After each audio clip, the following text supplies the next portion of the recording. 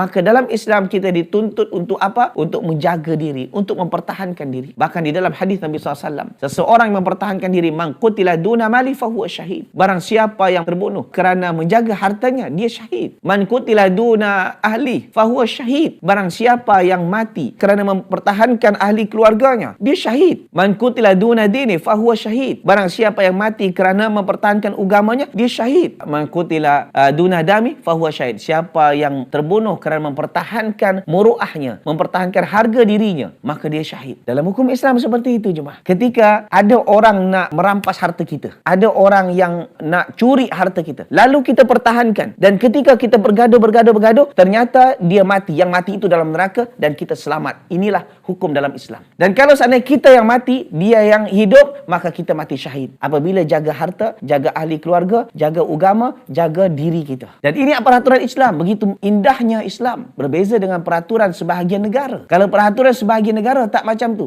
Yang sehingga yang menjadi mangsa, dia pula yang akan dituduh sebagai pemangsa. Sehingga apa? Orang penjenayah, orang-orang yang jahat, akhirnya apa? Mereka memaharajalela. Sebab apa? Seolah-olah kami ini dilindungi oleh hukum. Jadi kalau kami buat jahat pada orang, lalu ternyata kami terbunuh, maka kami selamat daripada hukum. Bahkan orang tu yang mangsa itulah yang akan dihukum. Jadi mereka lebih leluasa. Inilah hukum yang diciptakan oleh manusia. Berbeza dengan hukum diciptakan oleh Allah Subhanahu wa taala. Hukum yang ditetapkan oleh Allah Subhanahu wa taala. Jemaah dikasihi oleh Allah. Tapi manusia ni kadang-kadang kurang akal. Allah dah bagi hukum yang terbaik, tapi afa hukmal jahiliyah yabghun wa man ahsanu minallahi hukman liqaumin yuqinun. Adakah orang ni nak hukum-hukum jahiliyah yang dicipta oleh manusia itu yang mereka ambil berat sangat? Sementara kalau kita tengok, tiada hukum yang lebih baik daripada hukum Allah Subhanahu wa taala.